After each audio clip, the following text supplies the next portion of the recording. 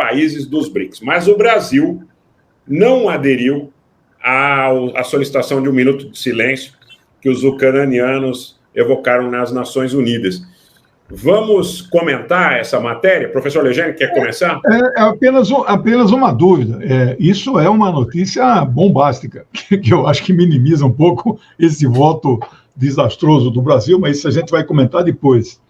Eu não sei se o Zé tem acesso a essa informação. Quantos outros países também não aderiram, não levantaram? Porque se for só nós também, isso pode dar repercussão negativa internacionalmente, né? Bom, era preciso apurar. Eu acabei de ver a matéria do Jamil Chad, que é muito bem informado, e num veículo também que tem sua credibilidade, que é o UOL. Mas eu comentava aqui num grupo de amigos e militantes o seguinte: nada como uma crítica bem feita para surtir determinados efeitos. Eu não tenho dúvida de que a atitude do Brasil é fruto da crítica bem feita que os setores progressistas lúcidos e consequentes fizeram ao voto da nossa diplomacia. Porque houve uma crítica despolitizada, já querendo dizer que o governo se perdeu completamente e tal, e houve uma crítica politizada dizendo: não, nós continuamos com o Lula tem todas as credenciais para ser um fiador ou continuar oferecendo seus bons ofícios a uma negociação de paz, mas a diplomacia brasileira errou. E eu acho que essa crítica valeu de alguma maneira, né? Não vão dizer, não vão passar recibo, como disse o comandante, não vão passar a nota fiscal, mas é óbvio que isso é um efeito da crítica bem feita que foi proferida nos últimos 2 dias. Zé, deixa eu comentar. Ao tomar a palavra para explicar o voto do Brasil, o embaixador do país na ONU afirmou que o Itamaraty considerava que, abre aspas, o elemento mais importante da resolução é o apelo da comunidade internacional para que os esforços diplomáticos sejam redobrados para que se possa atingir uma paz duradoura e justa na Ucrânia. Ele explicou que interpreta o texto como um apelo pela suspensão das hostilidades, sem pré-condições, e que nenhum texto do documento deve ser usado como desculpa para se iniciar um processo negociador visando a paz. Então, quer dizer, para remarcar aqui a minha opinião pessoal, naturalmente a gente vai passar aceitando todo tipo de contraditório, mas nós temos uma visita prevista do chanceler Sergei Lavrov para abril. Então, nós esperamos que essa visita seja consumada. Antes disso, há uma previsão que o presidente Lula entre em contato com o Volodymyr Zelensky, e nesse ínterim, eu quero acreditar que a própria visita do Sergei Lavrov ao Brasil sirva também como uma confirmação de que o Brasil não perde a credibilidade como um possível agente de negociação de paz. Um outro ponto importante é que foi remarcado pela diplomacia brasileira, independente da questão litúrgica, eventualmente do voto, e vale a contestação ao voto, mas foi remarcado também que trata-se de uma posição diplomática e, de novo, que tem um aspecto da liturgia muito aflorado. Quer dizer, eu quero crer que o Brasil não perdeu a credencial para ser um agente das negociações de paz. Mas fiquem à vontade para discordar. Quem quer pegar essa bola aí para comentar? Ô, Rogério, só fazer um adendo aqui. Posso fazer um adendo? Tá? Olha, tá na cara, mais do que na cara, só não vê quem não quer, que o Brasil só condenou a Rússia porque tá com a faca no pescoço. Eu duvido que a diplomacia brasileira tem orientações aí, tá, para tomar uma posição pró-OTAN nesse caso. O Brasil, todas as decisões que nós tomamos nos últimos anos foram feitas com a faca no pescoço. A verdade é que, independente do governo, nós não temos autonomia, não temos força hoje em dia, tá, para decidir o nosso destino, é um fato. As pressões aqui dentro, nesse sentido, não precisa muito. Esse caso dos blindados que teve aí, que a Veja soltou antes de ontem. A Alemanha embargou uma venda de blindados brasileiros para as Filipinas em retaliação à negativa que nós demos à mendicância de munição do Olaf Scholz aqui no Brasil. Então tá na cara que o Brasil está tomando essas decisões com a faca no pescoço. Não é o que nós queremos, mas é o que é possível no momento.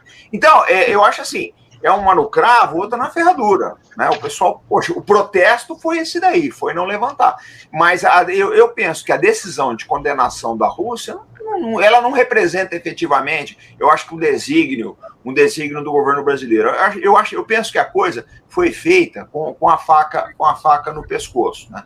E a gente tem que analisar isso daí com muita calma no momento. É um momento internacional delicado para o Brasil. Eu acho que a nossa oportunidade vai surgir com essa ordem multipolar, mas o momento agora, infelizmente, é um momento de fragilidade nosso, né? Quer comentar, professor Lejane?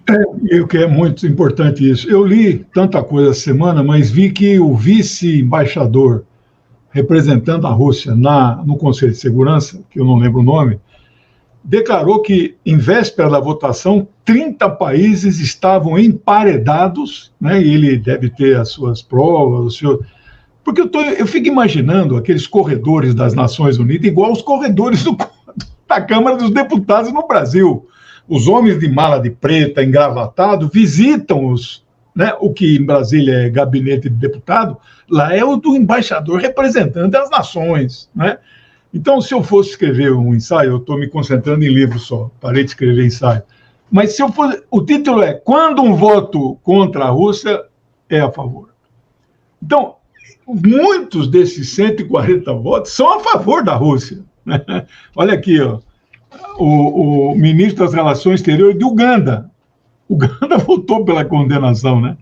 Vocês viram, isso aí circulou bastante. Gênio Odongo. É só lembrar o que aconteceu com o primeiro-ministro do Paquistão, que foi derrubado. Isso. É só lembrar o que aconteceu com o Imran Khan. Houve um golpe branco no Paquistão, derrubaram o primeiro-ministro. Então, na verdade, os países estão agindo com a faca no pescoço. Olha só. Abre aspas, fomos colonizados e perdoamos aqueles que nos colonizaram.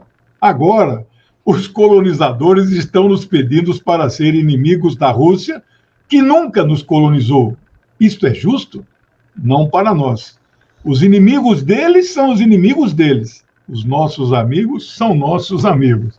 Então, eu acho que a Rússia compreendeu, inclusive, o voto do Brasil. Eu acho que, nessa circunstância, professor, eu acho que sim, porque, olha, veja, por exemplo, a Turquia, né, ela trouxe aí uma votação que, na realidade, eu até tenho uma ligeira interpretação diferente, porque, veja, na realidade, falou ali sobre uma questão litúrgica de integridade territorial, que eu acabei de dizer, que não tem hierarquia com a questão da autodeterminação. Para mim, é uma situação muito mais de caráter diplomático. É fato que a gente pode criticar, e eu acho que a crítica maior seria em função dos outros 3 países dos BRICS terem tomado uma atitude de abstenção, a parte de terem problemas também, a Índia, a China e a própria África do Sul, com populações que têm pleitos ali secessionistas. Você tem a questão de Taiwan, você tem a questão de Xinjiang para os chineses, tem a questão da Caxemira, você tem a questão na África do Sul, muitas questões complicadas nesse sentido.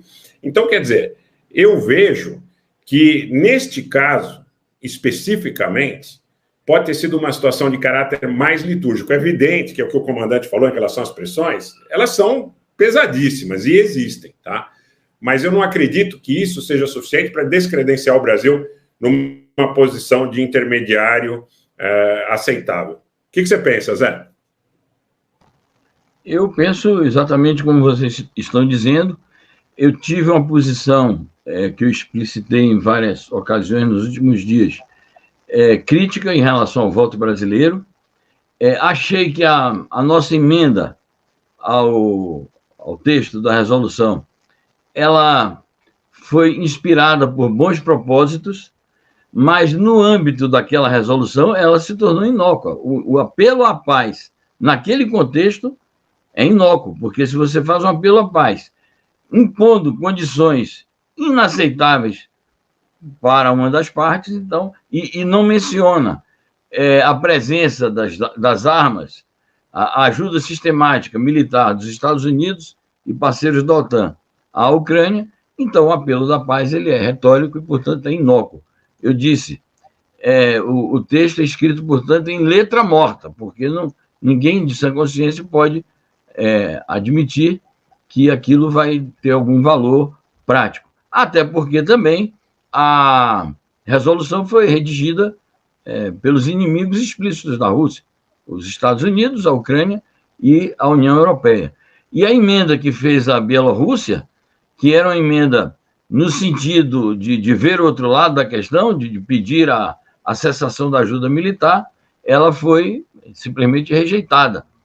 E se a gente observar, por exemplo, toda a elaboração que a China fez posteriormente ao voto, ao seu próprio voto de abstenção, é sempre no sentido de enfatizar que ou se retiram as armas ou se interrompe o processo de ajuda militar sistemática da OTAN à Ucrânia e o processo de sanções econômicas também sistemáticas e intoleráveis, porque elas não punem o país, nem o governo, elas punem a população. Se isso não for mencionado, nenhum processo de paz poderá ir adiante. É isso que está dito naquele documento, precioso documento de 12 pontos.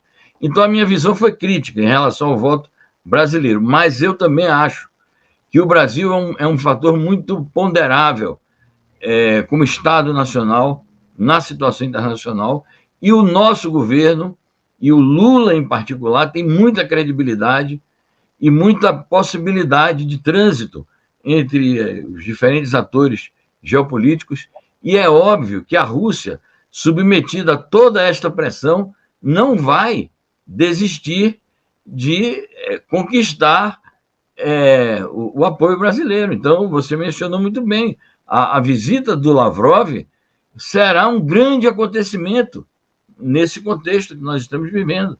E todo mundo aqui conhece a habilidade, as capacidades do Lavrov como um dos maiores diplomatas do nosso tempo, e ele vai, naturalmente, com a sobriedade que tem, sem fazer demagogia nenhuma, ele vai colocar as questões de maneira fria, de maneira objetiva, de maneira correta, fraternal, porque a Rússia tem uma parceria estratégica com o Brasil e, naturalmente, não vai por conta de um voto, vai levar em conta o conjunto da situação, o conjunto do comportamento do Brasil, o conjunto da ação do Brasil no próprio bloco do BRICS. Então, é muita coisa que está em jogo para se dizer, não, o Brasil já está descartado.